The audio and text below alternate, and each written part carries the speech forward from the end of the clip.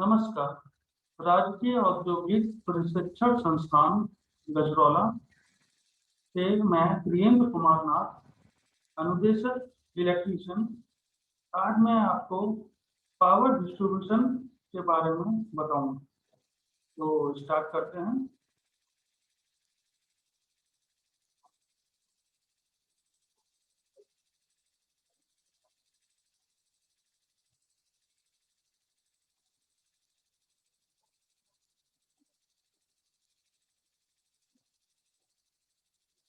तो आज का हमारा प्रसंग है विद्युत वितरण, जिसे हम इलेक्ट्रिक डिस्ट्रीब्यूशन भी कहते हैं।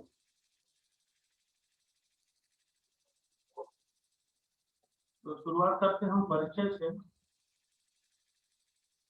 विद्युत शक्ति के उत्पादन एवं विद्युत पारेषण के बाद विद्युत शक्ति को उपभोक्ताओं तक पहुंचाने के लिए यह एक महत्वपूर्ण कार्य भूमिका निभाता है। इस कार्य के लिए राजकीय एवं सार्वजनिक क्षेत्र की कंपनियां प्रत्येक नगर में आवश्यकता के अनुसार अनेक विद्युत वितरण केंद्र स्थापित करती है। देखिए, जैसे आपको पता होगा, अपने बिजली विभाग है, जो विद्युत विभाग है, उसमें सब स्टेशन कई कई जगहों पे हैं। आपके आसपास पड़ोस में, गांव में आपने देखे होंगे 33/11 केवी का जो सब स्टेशन है, कुछ जो केंद्र है, वो बनाए जाते हैं। इसमें ऐसा क्या होता है, इनपुट में 33 केवी की लाइन हमें इनपुट मतलब इनकमिंग प्राप्त होती है। ये लाइन विद्युत पारेषण वाला जो केंद्र है, वहां से हम प्राप्त करते हैं। फिर क्या होता है, एक ट्रांसफार्मर का इस्तेमाल करके हम प्राप्त विद्युत को स्टेप डाउन करके उसके वोल्टेज को हम कम कर देते हैं। और ये रेशियो जैसे 33/11 है, तो इनपुट मतलब 33 और आउटपुट हमारा क्या होगा, 11 केवी का। और 11 केवी जो हमारी जो आउटपुट में प्राप्त होती है, उसको फिर हम फर्दर आगे जरूरत के हिसाब से अपने फील्ड में भेज देते हैं। तो आगे देखिए क्या लिखा है। विद्युत केंद्र ही उपभोक्ताओं को 400 वोल्ट 3 फेज एसी और 230 वोल्ट की सिंगल फेज एसी सप्लाई उपलब्ध कराते हैं। अब देखिए क्या, जैसे कि ट्रांसफार्मर है हमारा 3 फेज का, तो इनपुट में हमने 33 दे दी हमने, और फिर 11 केवी आउटपुट में बिजली घर से सप्लाई हमने फीडर के थ्रू भेज दी। फिर क्या है, हर एक क्षेत्र में एक ट्रांसफार्मर रखा रहता है फील्ड में। तो वो ट्रांसफार्मर की रेटिंग क्या होती है, 11/0.4 केवी, अर्थात 11 केवी की विद्युत को ये 440 वोल्ट की विद्युत में स्थानांतरित करता है। अब जैसे कि पावर की सप्लाई है, जैसे किसी की चक्की है या कोई ट्यूबवेल वगैरह किसी को चलाना है, तो वो मोटर है 3 फेज की, अगर मोटर है तो हमको क्या 3 फेज की सप्लाई की जरूरत पड़ेगी। तो ये 3 फेज की सप्लाई के लिए हमें कम से कम 5 किलोवाट का कनेक्शन लेना पड़ेगा, और बाकी वो डिपेंड करता है हमारी मोटर की क्षमता के ऊपर कि उसको कितनी विद्युत की आवश्यकता है। तो 3 फेज सप्लाई में हमारा 3 फेज हो गए, आर वाई बी, और एक न्यूट्रल हमें प्राप्त होता है। इसी तरीके से जो घरेलू कनेक्शन होते हैं, तो वो 2 किलोवाट के जो नॉर्मली कनेक्शन दिए जाते हैं बिजली विभाग द्वारा, तो उसमें क्या हमें एक न्यूट्रल प्राप्त होता है और साथ में एक ही फेज हमें प्राप्त होता है। तो इस तरह हम सिंगल फेज एसी सप्लाई हमें प्राप्त होती है, जो घर के लिए एक सफिशियंट है।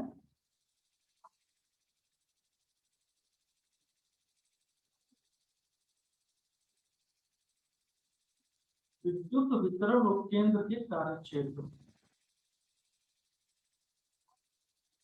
तो अब देखो, ध्यान देने वाली बात है कि विद्युत उपकेंद्र क्या क्या करता है, उसके कार्य क्षेत्र क्या क्या है।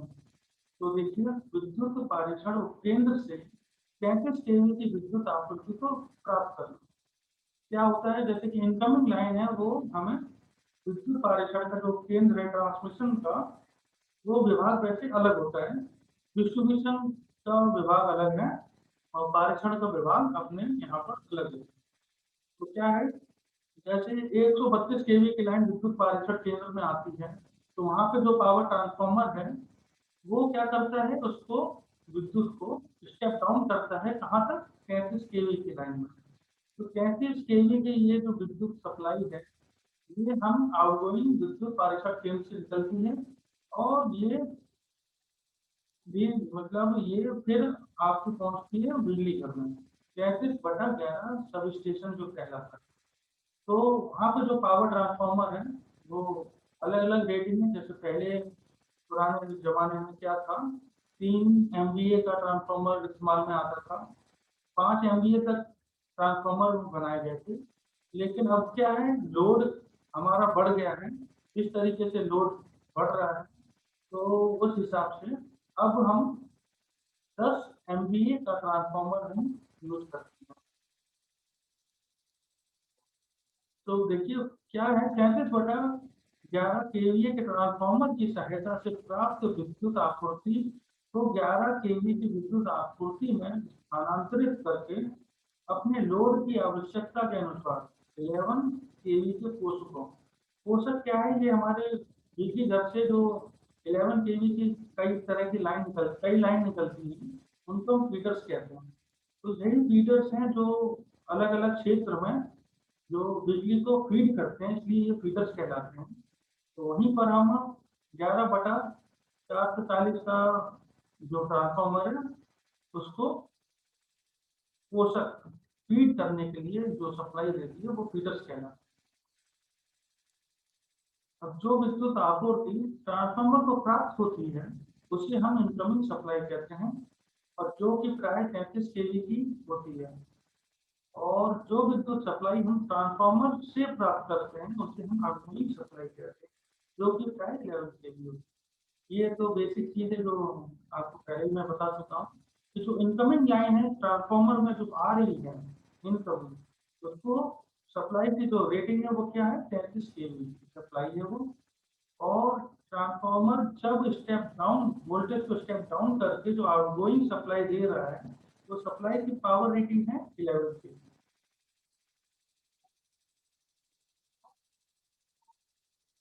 11 केवी की वितरण लाइन या कोष्ठकों के द्वारा कॉलोनियों, मोहल्लों, औद्योगिक प्रतिष्ठानों आदि में स्थापित किया जाता है।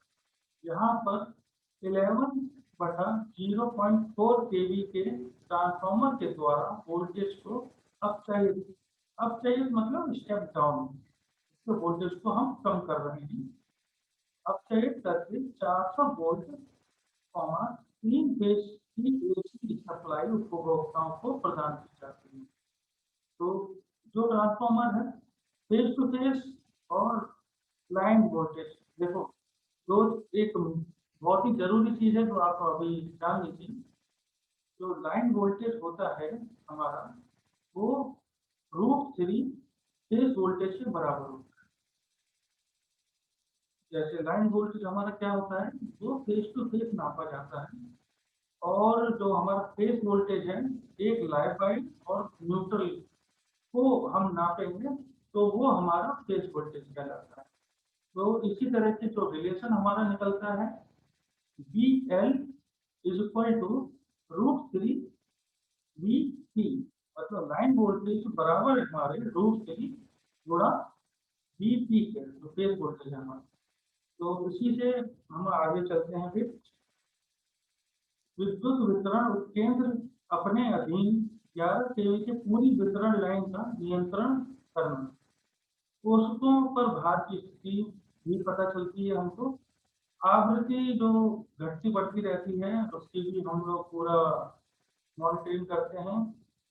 और लाइन में अगर कहीं पर भी फॉल्ट वगैरह हो जाते हैं, जैसे फॉल्ट कई तरह के हैं, फेस टू फेस फॉल्ट होता, फेस टू ग्राउंड फॉल्ट होते हैं, और इसी तरीके से जैसे ग्रिड पे सप्लाई पे कोई चिड़िया वगैरह या कोई वो पेड़ पौधे वगैरह टच होते हैं, इससे भी फॉल्ट हो जाता है। तो ये फॉल्ट है, तो क्या ग्रिड स्टेशन क्या करता है, फिर शट डाउन उस फीडर का शटडाउन देके उस फॉल्ट को हम सही कराते हैं। तो शटडाउन वगैरह भी ग्रिड स्टेशन के आदेशों पर शटडाउन भी प्राप्त करते हैं। विद्युत वितरण के लिए स्थापित 11/0.4 केवीए ट्रांसफार्मर का अनुरक्षण, प्रतिस्थापन आदि की व्यवस्था करना। जैसे कि ट्रांसफार्मर हमने जगह जगह लगा रखे हैं, उनमें सप्लाई पहुंचाना। अगर कोई फॉल्ट है उनमें तो उनको फॉल्ट को हम क्लियर करना होता है। तो ये सब कार्य हमारे कैसे होते हैं, जब भी हम लाइन पे अगर काम करेंगे तो पहले तो सबसे पहले प्रॉपर शटडाउन होना चाहिए अपनी सब स्टेशन से। और उससे और एक सेफ्टी के लिए बहुत जरूरी बात है, जब भी आप जैसे 11 केवी पे अगर आप काम कर रहे हैं, लाइनमैन पोल पे चढ़ा हुआ है, तो क्या है, शटडाउन के भरोसे केवल नहीं रहना चाहिए। आपको क्या करना चाहिए, कोई चेन होती है या फिर जीआई वायर वगैरह हो, उसको क्या करते हैं हम, तीनों लाइट जो वायर हैं 11 केवी के तीनों फेस हैं, तीनों फेसों को शॉर्ट करके एक अर्थ रॉड की सहायता से जमीन में अर्थ रॉड डाल दी, और वायर लिया या फिर अपना कोई भी तार ले लिया, कोई भी चालक तार ले लिया, या चेन हो गई, जंजीर हो गई, तो इन सबको तीनों तारों को शॉर्ट करके अर्थ कर दिया जाता है।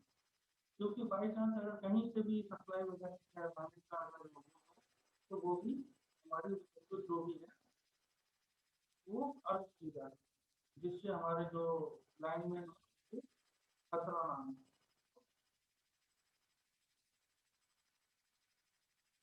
अब आगे ये है विद्युत वितरण केंद्रों में प्रयोग आने वाले उपकरण। पहला है हमारा पावर ट्रांसफॉर्मर। ये सबसे मेन उपकरण है, इसके बिना तो कुछ होना ही नहीं है। तो पावर ट्रांसफॉर्मर क्या होता है, ये ट्रांसफॉर्मर है, इसकी रेटिंग बहुत ही ज्यादा रहती है।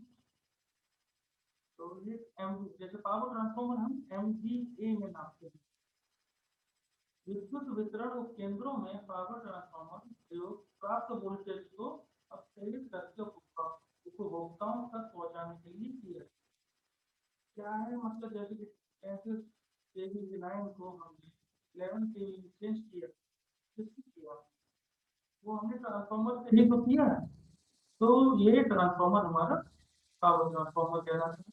इसी तरीके से ये जो फीडर्स में जो सप्लाई है, वो फीडर्स की सप्लाई में जो ट्रांसफॉर्मर होते हैं वो DTR कहलाते हैं। DTR मतलब डिस्ट्रीब्यूशन ट्रांसफॉर्मर। लेकिन जो पावर ट्रांसफॉर्मर है ये हमारे कहाँ उपकेंद्र में ही होते हैं। विद्युत वितरण प्रणाली में प्राइमरी वितरण, तो प्राइमरी साइड में ये 4 से लेकर 35 केवी तक इसकी जो रेटिंग है, तो वहां पे हम लोग क्या करते हैं, स्टार डेल्टा का संयोजन करते हैं। और इसी तरह सेकेंडरी वितरण में 220 से लेकर 440 केवी के लिए हम लोग डेल्टा स्टार का क्रम में हम लोग संयोजन करते हैं ट्रांसफॉर्मर। अगर सब स्टेशन में वोल्टेज रेगुलेशन की जरूरत पड़ती है, तो एक टैप परिवर्तक ट्रांसफॉर्मर होता है, जिसका हम इस्तेमाल कर सकते हैं। अब देखिए, क्या भारत में शहरी क्षेत्र में प्राय 10 MVA की क्षमता वाला ट्रांसफॉर्मर प्रयोग में लाया जाता है। ग्रामीण क्षेत्र में 5 MVA की क्षमता वाला ट्रांसफॉर्मर प्रयोग में लाया जाता है। ऐसे रूरल एरियाज में क्या है, लोड होता ही कितना है। ग्रामीण क्षेत्र में क्या है कि लोगों के पास ज्यादा अप्लायंसेज होते नहीं है, भाई पंखे की सप्लाई और लाइट की सप्लाई। तो इस वजह से पहले क्या था कि मतलब क्षमता कम थी, डिमांड लोड की कम थी, तो 5 MVA के ट्रांसफॉर्मर से ही हमारा काम हो जाता था। लेकिन अब क्या है, अब गांव में भी लगभग 10 MVA के ट्रांसफॉर्मर हम लोग यूज में ले आते हैं।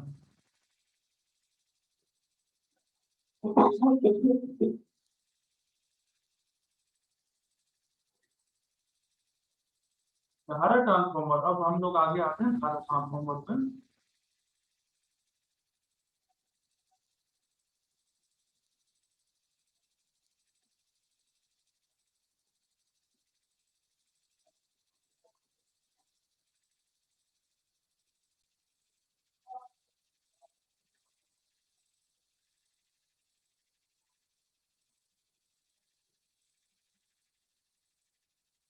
तो हम लोग कहाँ पर पहुंचे थे? हम लोग पहुंचे थे करंट ट्रांसफॉर्मर पर। करंट ट्रांसफॉर्मर जैसे धारा ट्रांसफॉर्मर दिया हुआ है, ये भी एक तरह का ट्रांसफॉर्मर है जो हम लोग इस्तेमाल में लाते हैं। ये क्या करता है? ये मेजरमेंट्स के लिए आता है। जो जैसे उसमें फील्ड में जो सप्लाई है, हाई मतलब हाई वोल्टेज पे मेजरमेंट के लिए कि करंट की वैल्यू कितनी चल रही है, लोड कितना है, और कई चीजें हैं ये बताता है। तो जैसे दिया हुआ धारा ट्रांसफॉर्मर, विद्युत उपकेंद्र में धारा ट्रांसफॉर्मर उच्च वोल्ट का परिपथ में मापन एवं संकेतन के लिए प्रयोग में लाए जाते हैं। अब ये क्या, धारा ट्रांसफॉर्मर में एक निश्चित मान की धारा सेट की जाती है, इसे रेटेड धारा कहा जाता है। यदि वोल्टेज परिपथ में धारा का मान रेटेड धारा से अधिक होता है तो धारा ट्रांसफॉर्मर उच्च वोल्ट का परिपथ को उपकेंद्रों को परिपथ से पृथक कर देता है, जिससे सभी यंत्र सुरक्षित रहते हैं तथा उपकेंद्रों में कार्यरत व्यक्तियों को कोई हानि नहीं होती। तो क्या है, इसमें जो रेटेड वोल्टेज है जो हमने सेट कर रखे हैं पहले से, अगर कोई वजह से फॉल्ट है या फिर और भी कोई जैसे कुछ कमियां हैं लाइन में, तो क्या करते हैं, जैसे अगर रेटेड वोल्टेज से अगर वोल्टेज बढ़े तो वो क्या करेगा, इसको ओपन सर्किट कर देगा। तो आगे विद्युत सप्लाई जाती नहीं है और ये सर्किट हमारा और जो मशीनरी है वो हमारी सेफ रहती है। और जो व्यक्ति वगैरह जो फील्ड में काम कर रहे हैं उनको भी करंट नहीं करता। ये देखिए, ये पहला, ये हमारा ट्रांसफार्मर का एक एग्जाम्पल है। बीच में ये जो हॉलो सा दिखाई दे रहा है, यहाँ से क्या करते हैं हम, फेस को इसके पर दिखा देते हैं। कट नहीं करते इंसुलेशन को, इंसुलेशन बैटरी लगती है। ये इसको आप निकाल दिया, और ये दो पॉइंट हैं, ये इनमें हम लोग मीटरिंग की कनेक्शन कर दिए जाते हैं। अगर ये क्या है, जैसे कि जब मीटर में अगर कनेक्शन नहीं किए और आपने सप्लाई यहाँ से दे रखी है तो सीटी हमारी ये फूक सकती है। तो उसके लिए हम लोग क्या बचाव के लिए क्या करते हैं, इन दोनों टर्मिनल्स को क्या करते हैं, शॉर्ट कर देते हैं। और मीटर में जब मीटर डीएलएमएस मीटर, जिसे हम ट्राइवेक्टर मीटर भी कहते हैं, तो वो हम लगाते हैं सीटी में मेजरमेंट के लिए। तो ये हम लोग जो शॉर्ट कर रखे हैं वो हम लोग हटा देते हैं।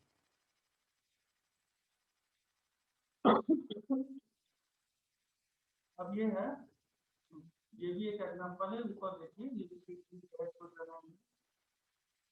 हाई वोल्टेज टर्मिनल है ये कोर्स है, मैग्नेटिक कोर वाइंडिंग है इनके अंदर। और ऊपर क्या है, कोर्सली इंसुलेटर है, और नीचे ये सेकेंडरी पे टर्मिनल है। ये पूरा ये डायग्राम इसका शो कर रहा है। अब जैसे कि करंट ट्रांसफार्मर था, इसी तरीके से पोटेंशियल ट्रांसफार्मर होता है, और लगभग इसकी वर्किंग भी सेम ही होती है। धारा ट्रांसफार्मर की तरह ही विभव ट्रांसफार्मर भी मापन एवं संकेतन के लिए इस्तेमाल में लाया जाता है। अब क्या है, विभव ट्रांसफार्मर का प्रयोग 380 वोल्ट से अधिक वोल्टेज मापने के लिए किया जाता है। अतः उच्च वोल्टेज का मापन ये सामान्य लो वोल्टेज मापन की तरह ही है। तो इसमें ज्यादा अंतर तो है नहीं। अब ये देखिए, इसके ये पोटेंशियल ट्रांसफार्मर है, ये देखिए, ये ऊपर ये तो बुशिंग्स कहलाई थी हैं। ये भी एक एग्जांपल हो गया। ये डायग्राम देखिए, यहाँ पर भी आप देखें तो आप देख के समझ सकते हैं कि ये एक पोटेंशियल ट्रांसफार्मर है। अब आगे चलते हैं। अब हम आते हैं बस बार की तरफ। ये बस बार, ये इस्तेमाल में हम लोग लाते हैं पीसीबी में बस बार लगाते हैं। जैसे जो इनकमिंग लाइन है हमारी ट्रांसफार्मर से, एक युक्ति होती है, सर्किट ब्रेकर होता है बीसीबी। पहले क्या था, हम लोग ओसीबी यूज, ओसीबी मतलब ऑयल सर्किट ब्रेकर, और एएसीबी एक आती थी, एयर सर्किट ब्रेकर। लेकिन अब आज के जमाने में मैक्सिमम सर्किट ब्रेकर है जिसका हम बिजली घरों में इस्तेमाल करते हैं। तो ये कनेक्शन के लिए तो जहाँ मैक्सिमम लोड है मतलब बस बार का इस्तेमाल करते हैं। तो ये बस बार हमारे क्या तांबे की और एल्युमिनियम की वृत्ताकार या आयताकार आयताकार एक लंबी छड़ के रूप में हो गया और वृत्ताकार हम गोल एक सिलेंड्रिकल शेप में भी आती है ये। तो इनको हम बीसीबी मशीन में सप्लाई को आगे पहुंचाने के लिए करते हैं। अब क्या है बस बार की धारा वहन करने की क्षमता उसके आकार पर निर्भर। अब जैसा है जहाँ ज्यादा लोड होगा तो वहां पे क्या करेंगे हम लोग जो बस बार इस्तेमाल में लाएंगे वो मोटी यूज करेंगे, ज्यादा मटेरियल होगा उसमें। अब क्या है पहले लोड कम था लेकिन सामान हमारा कॉपर का इस्तेमाल में लाते थे। और जैसे जैसे डिमांड बढ़ रही है ईयरिंग ईयरिंग हर चीज में होती है तो अब एल्युमिनियम का मुख्यतः इस्तेमाल में लाते हैं। एल्युमिनियम की प्रस्ताव होती है, ये सस्ती में पड़ती है और करंट को वहन करने की क्षमता भी काफी होती है। ये देखिए ये है डिस्ट्रीब्यूशन बॉक्स, ये बीसीबी का दिखा रहा है। हाँ ये बीसीबी में ये कॉपर के ये खड़े हैं, पूरी एक पत्ती है बहुत मोटी पत्ती है कॉपर की। ये आर वाई बी लाल में आर वाई बी तीन पेज के लिए तीन बस बार लगी हुई है। ठीक है। अब ये है ये जो दूसरे फिगर में जो दिखा रहा है ये भी बस बार है, पतली पत्तियां का इस्तेमाल में लाए हैं। ये एक डिस्ट्रीब्यूशन बॉक्स में लगी हुई है। ये आर वाई बी ये तीन केस हो गए और ये जो आखिरी में लास्ट में है ये एक न्यूट्रल के लिए है। तो आपने ये देखो इसमें नट बोल्ट ज्यादा लगे हुए हैं। ये नट बोल्ट हैं क्या करते हैं जब ट्रांसफार्मर से जो सप्लाई आएगी हम लोग सबसे पहले से डिस्ट्रीब्यूशन बॉक्स में लगाएंगे। तो नीचे ये जो टर्मिनल्स हैं तो यहाँ पर हमने आर वाई बी लगा दिए तीनों पेज और इस वाले में नीचे टर्मिनल्स में क्या हमने न्यूट्रल दे दिया। अब ये करने के बाद क्या है जैसे कंज्यूमर्स को जो सप्लाई देनी है कंज्यूमर्स की जो सर्विस केबल आती है वो इन नट बोल्टों में लगा दिया। जैसे कि सिंगल पेज का किसी का कनेक्शन है तो एक पेज दे दिया एक कनेक्शन तो लाल वाला वायर इसमें लगा दिया और ब्लैक वायर जो न्यूट्रल का है वो हमने न्यूट्रल दे दिया। अगर जैसे किसी की चक्की चल रही है चक्की को पावर कनेक्शन है किसी का 5 5 वाट से भी ज्यादा 5 किलो वाट से भी ज्यादा का है तो क्या है ये हम तीनों में तीन फेज दे देंगे और ये न्यूट्रल से भी कनेक्ट करके ये दे दी जाएगी।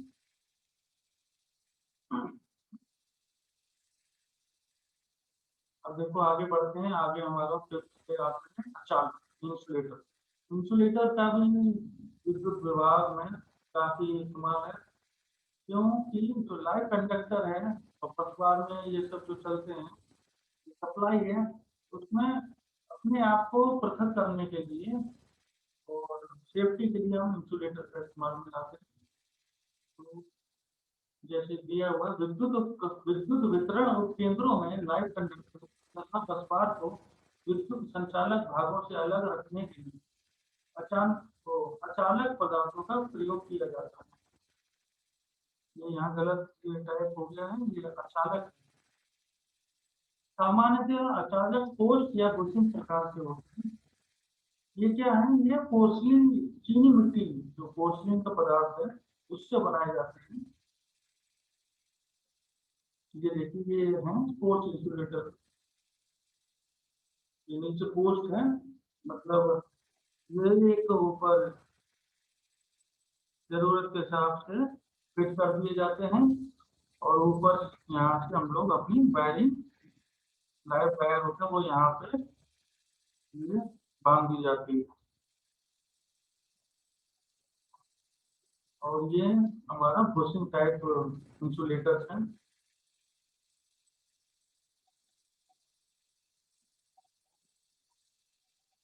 और देखिए आगे आते हैं आइसोलेटर स्विच। आइसोलेटर स्विच देखिए क्या होते हैं। आइसोलेट मतलब जब भी जैसे कोई फॉल्ट हो गया लाइन में जब बिजली घर में आ गई थी फॉल्ट हो गया तो हम लोग क्या करते हैं, आइसोलेटर स्विच को ओपन करते हैं। लेकिन ध्यान देने वाली बात क्या होती है, कभी भी ऑन लोड आइसोलेटर स्विच को आप ऑफ को ओपन ना करें, कभी भी ना करें। क्योंकि क्या है, लोड, ऑन लोड अगर आप आइसोलेटर स्विच को हटाएंगे, ओपन करेंगे, तो वहां पे बहुत ही ज्यादा धमाका हो सकता है, फॉल्ट हो सकता है। तो हमेशा याद रखिए, हमेशा नो लोड पर ही आइसोलेटर स्विच को ओपन। विद्युत वितरण उपकेंद्रों में नो लोड की अवस्था में परिपथ को हाई वोल्टेज सप्लाई से अलग करने के लिए आइसोलेटर स्विच का प्रयोग किया जाता है। अब क्या, आइसोलेटर स्विच दो प्रकार के होते हैं, देखिए कैसे। पहला जो है सिंगल पोल, और दूसरा 3 या 6 पोल। तो सिंगल पोल के जो है वो हम लोग ज्यादातर इस्तेमाल में लाते हैं। 3 पोल में जैसे इसका 3 पोल का एक एग्जांपल है TPMO, ये भी हम लोग काफी इस्तेमाल में लाते हैं। तो TPMO में क्या मतलब है, ट्रिपल पोल मैनुअल ऑपरेटेड। ये भी एक मैनुअली एक हत्था रहता है, तो हत्थे को आप ऊपर नीचे करेंगे तो ये ओपन और क्लोज होता है। 50 kV से निम्न वोल्टेज पर सिंगल पोल आइसोलेटर स्विच प्रयोग किया जाता है, परंतु 132 या उससे उच्च वोल्टेज पर आइसोलेटर स्विचों को तो ये देखिए जैसे ये सब स्टेशन में ये आइसोलेटर स्विच सिंगल पोल वाले हैं, ये अभी ओपन कंडीशन में है। ये देखिए यहाँ पर ये ओपन है, पीछे भी ये ओपन है, ये तीनों के तीनों ओपन कर रखे हैं। सप्लाई हमारी यहाँ तक ही आ रही है और यहाँ के आगे ये हमारी सप्लाई नहीं पहुँच रही है। तो अब इतना जरूर ध्यान देना है कि TPMO है या ये भी जो सिंगल पोल वाले हैं, ये इतनी दूरी होनी चाहिए कि उनकी इलेक्ट्रिक फील्ड की वजह से सप्लाई आगे ना पहुंच सके। और ये जब ओपन करके जो उसका मैनुअली ऑपरेटेड स्विच है उसको लॉक जरूर कर दें। अगर ये गलती से अगर ओपन मतलब क्लोज हो गया, तो काम करते करते अगर ये क्लोज हो गया तो सप्लाई आगे आ जाएगी और बहुत बड़ी हानि हो सकती है। तो ये आइसोलेटर इन ओपन पोजीशन ये शो कर रहा है।